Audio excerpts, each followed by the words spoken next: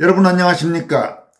윤석열 대통령에 대한 소위 내란죄 사건 1심 재판이 시작된 가운데 이번 재판을 담당하는 서울중앙지법 형사합의 25부 직위원 부장판사가 공수처로부터 날림 수사자료를 넘겨받아 그냥 윤 대통령에 대한 공소를 제기한 검찰을 향해 강한 경고를 날렸습니다. 윤 대통령에 대한 구속 취소 결정을 내렸던 직위원 판사는 본격적인 재판에 앞서 진행된 공판 준비기일 단계에서부터 검찰의 증거 제출과 수사 과정에 대한 투명성을 검찰에 요구하면서 윤 대통령에 대한 기소가 과연 적법하게 이루어졌는지에 대한 근본적인 문제를 부각시켰습니다. 이 소식과 함께 북한의 엘리트 경제관료 출신 탈북자로 과거 체코 주재 북한 무역부 대표를 지냈던 김태산 트루스코리아 상임대표가 장기 구금 중인 최서원 씨, 옛날 이름 최순실 씨와 한국을 적화시키려고 한 간첩들에 대한 사법부의 차별적인 처사를 비교하면서 한국 사법부는 왜 간첩보다 최순실에게 더 가혹한가라고 정면으로 문제를 제기한 내용을 전해드리도록 하겠습니다. 먼저 서울중앙지법 형사합의 25부 재판장 직위원 부장판사는 24일 윤석열 대통령의 소위 내란죄 사건에 대한 2차 공판 준비기일에서 공소를 제기한 검찰에 증거를 어떻게 수집했는지 또 그 출처가 어디인지 명확히 밝히라고 촉구했습니다. 직위원 부장판사는 또 검찰이 소위 내란죄를 뒷받침하는 증거라며 제출한 증거가 구체적이지 못하며 증거 자료가 명확한 범죄 사실을 뒷받침하지 못하고 있다는 취지의 발언도 했다고 합니다. 지판사가 검찰에 증거를 어떻게 수집했는지 그 출처가 어디인지 명확히 밝히라고 요구한 것은 검찰이 제출한 증거의 적법성과 신뢰성을 확인하려는 조치로 수사 과정에서 절차적 문제가 있었는지 없었는지 재판부가 면밀히 들여다보겠다는 의지를 드러낸 발언으로 풀이됩니다. 법조계에서는 이와 관련해 검찰의 공소 유지에 상당한 부담이 될 수 있다는 분석도 나오고 있습니다. 실제로 직위원 부장판사가 윤석열 대통령 구속 취소 결정을 내렸을 때도 수사 과정 그리고 공소 제기 과정에서 모두 공수처나 검찰이 상당한 문제가 있었기 때문에 앞으로 공소 기각이 될 가능성이 있다, 이런 전망이 나오기도 했습니다. 직위원 부장판사는 또 공수처의 내란죄 수사 적법성 문제도 다시 제기했습니다. 지 부장판사는 공수처가 이 사건을 수사한 경위에 대해 의문을 표시하면서 지난 3월 7일 윤 대통령 구속영장 취소 결정에서 지적했던 공수처의 수사권 없음 문제를 다시 한번 환기시켰습니다. 이는 윤 대통령에 대한 공수처의 내란죄 수사의 정당성을 둘러싼 법적 논쟁이 앞으로 재판의 핵심 쟁점으로 떠오를 수 있다는 점을 시사하고 있습니다. 직위원 부장판사는 특히 검찰이 소위 내란죄를 입증하기 위해 제출한 증거가 구체적이지 않다고 지적했습니다. 증거 자료가 명확한 범죄 사실을 뒷받침하지 못하고 있다는 취지의 발언은 검찰의 공소 사실이 재판부의 기준을 충족하지 못한다고 본 것으로 해석되고 있습니다. 이는 검찰이 추가로 증거를 보강해야 하는 상황을 예고하고 있습니다. 직위원 부장판사가 이번에 밝힌 내용들은 재판부가 이 사건의 본질을 철저히 파헤치려는 의지가 강하다, 이런 해석들이 법조계에서 나오고 있습니다. 당연히 공소를 제기한 검찰 제대로 수사도 하지 않고 공수처의 날림 수사 자료를 그냥 그대로 기소장에 넣었던 검찰로서는 상당히 어려운 처지에 처했을 그런 점을 시사하고 있습니다. 여러분도 아시다시피 공수처가 윤석열 대통령을 사실상 불법 체포하고 대통령을 구속했지만 윤 대통령으로부터 어떤 진술도 받아낸 것이 없습니다. 왜냐하면 윤석열 대통령은 공수처에 잡혀간 다음에도 공수처의 수사 그리고 체포가 명백히 불법적이라는 점 때문에 공수처의 어떠한 요구에도 응하지 않았기 때문입니다. 따라서 공수처가 윤 대통령을 제대로 수사한 것도 없고 또 그런 수사도 없는 상태에서 이루어진 수사 기록을 검찰은 추가로 조사하거나 그런 내용도 없이 그대로 기소해버린 상태이기 때문에 앞으로 이 수사자료, 이 기록만 갖고는 재판에서 윤 대통령의 소위 혐의를 입증하기는 대단히 어려울 것으로 보입니다.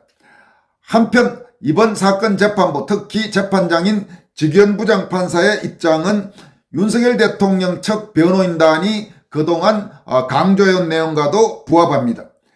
윤석열 대통령 측은 검찰이 제시한 공수처의 자료가 위법 수집된 제대로 증거가 될 수 없는 증거라는 입장입니다. 윤 대통령 측은 여러 수사기관에서 조사를 했던 만큼 검찰이 증거 기록을 각각 어떤 경위로 수집했는지 밝혀야 한다면서 증거 수집 경위가 명확히 드러나야만 수사 진행에 문제가 있었던 부분까지 감안해서 의견을 밝힐 수 있다고 그렇게 강조하고 있습니다. 다시 말해서 공수처의 수사 기록의 증거 능력을 인정할 수 없다는 것이 윤석열 대통령 변호인단의 입장입니다.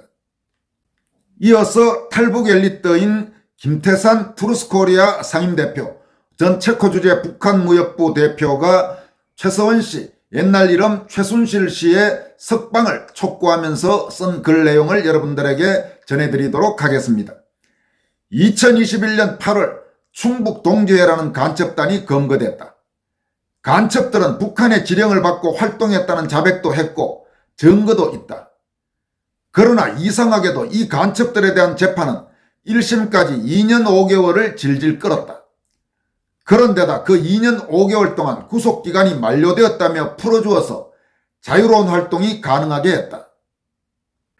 체포한 간첩에 대한 재판은 2년 5개월이나 질질 끌면서 풀어주었던 자들이 윤석열 대통령은 증거인멸의 우려가 있다고 구속했다. 한국의 사법부는 분명히 북한과 중공의 편이라는 증거다. 1심에서는 간첩들에게 12년형이 선고됐지만 올해 3월에 열린 2심에서는 범죄단체 혐의 없음으로 판결을 났고 간첩들에게는 2년과 5년형을 내렸다. 이어서 대법원은 2심 판결을 확정했다.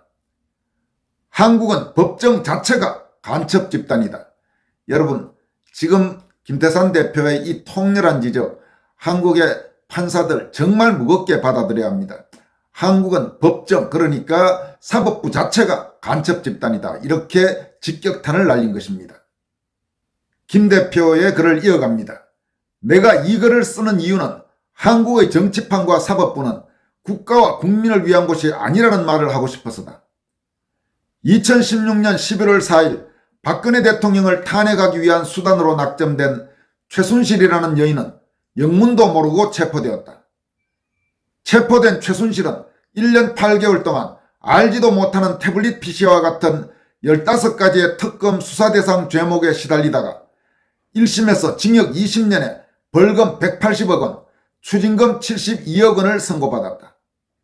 최 씨는 이후 2020년 6월 대법원에서 징역 20년에 벌금 200억 원, 추징금 70억 원을 선고한 2심의 중형 선고를 확정 판결받고 복역 중이다. 여러분, 그러니까 간첩들에게는 징역 2년, 5년, 그런데 최순실 씨, 최서원 씨한테는 징역 20년에 벌금 200억 원에 추징금 70억 원이나 그렇게 했습니다. 이게 지금 형평이 맞다고 생각하십니까? 이어갑니다.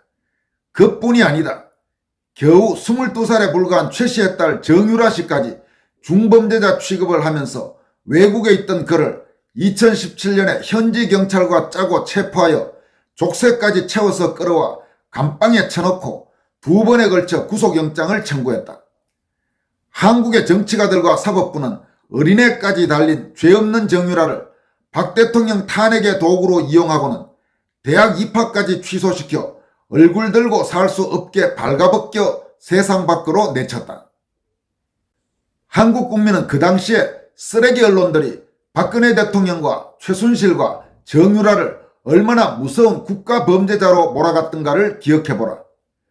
사실 박근혜 대통령은 세상에서 제일 억울한 누명을 쓰고 감옥살이를 한 유일한 대통령이다.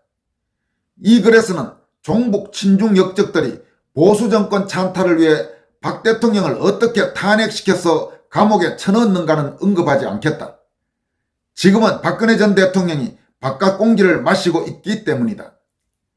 종북 친중 역적들이 보수정권 찬탈의 도구로 이용한 최순실은 10여 년이 된 지금도 살아서 나온다는 보장 없는 감옥살이를 하고 있다.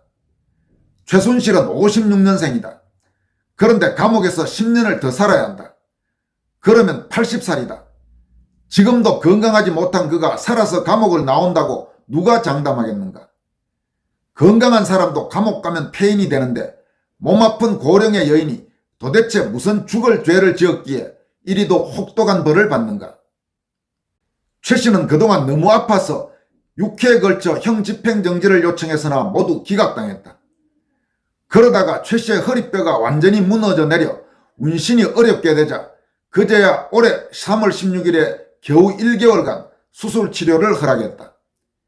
개나 소나 다 되는 환자 형 집행정지가 왜 최순실이라는 여인에게는 허용이 안 되는가? 혹시 최순실이 감옥에서 죽기를 바라는 자들의 고의적 행위는 아닌가? 정치가와 법관들이 도대체 왜 간첩도 아닌 최순실이라는 여인을 이토록 두려워하고 미워하며 감옥에서 죽기만을 바라는가? 국가기밀을 북에 넘겨준 간첩에게는 겨우 2년의 형을 내리면서 죄 없는 여인에게는 20년을 선고한 이유가 뭔가? 최순실의 죄가 문재인 이재명의 죄보다 더 크다는 자가 있으면 나와보라. 이따위 더러운 짓을 하는 정치판과 사법부를 두고도 한국을 법치국가라고 주절대는 자들은 같은 역적이 아니면 바보다. 지구상의 모든 나라가 간첩은 사형 또는 무기징역에 처한다. 그런데 휴전국가이며 법치국가라는 한국에서 간첩죄 형량이 2년이다. 그것도 힘없는 간첩은 2년, 힘있는 간첩에게는 무죄를 선고하는 한국의 법정이다. 대신에 아무 죄도 없는 여인들에게 20년, 30년의 형량을 선고하는 법치가 썩은 부끄러운 나라가 바로 한국이다. 여기서 지금 30년 형량은 박근혜 대통령, 20년 형량은 최서원 씨, 즉 최순실 씨에게 내려진 중형이죠. 참 말이 안 되는 중형이죠. 이 말이나 됩니까, 여러분? 최순실을 엮었던 태블릿 PC가 거짓으로 드러났고 또 최 씨를 무당과 엮었던 연합뉴스 보도도 허위로 밝혀져 연합뉴스에 대해 정정보도를 내고 2천만 원을 배상하라는 법원 판결도 나왔는데 왜 아직도 그를 억류해 놓고 있는가? 결국 최순실은 단순한 여자가 아니다. 박근혜 대통령을 수십 가지의 더러운 죄로 엮어서 탄핵하고 감옥에 보낸 자들의 정체를 밝힐 수 있는 무서운 핵폭탄 같은 존재라는 뜻이다. 그러니까 그 여인이 제발 감옥에서 죽기를 바라는 자들이 한둘이 아니다. 간첩은 보호하고 애국자는 감옥에서 죽기를 바라는 한국의 정치판과 사법부를 깔고 앉은 종북 친중분자들을 그대로 두고는 대한민국의 미래는 없다. 이렇게 김태산 대표가 통렬하게 지적했습니다. 최순실 씨, 최서원 씨 벌써 10년 가까이 이 감옥에서 수감 생활을 했습니다. 이제는 풀어줄 때가 됐습니다. 아니 너무 늦었습니다. 김태산 대표도 이야기한 대로 몸도 성하지 않은데 형집행정지를 해서라도 빨리 풀어주기를 바랍니다. 만약 윤석열 대통령이 대통령 직무에 복귀한다면 이 부분을 직접 챙겨서 법무부 장관을 시켜서라도 빨리 풀어주길 바랍니다.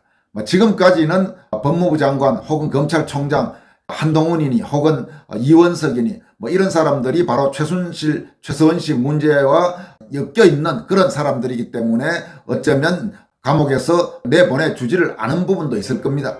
그렇지만 윤 대통령이 복귀하면 최서원 씨는 반드시 풀어주기를 그렇게 바랍니다. 다시 말하지만 늦어도 너무 늦었습니다. 지금까지 권순할TV였습니다. 고맙습니다.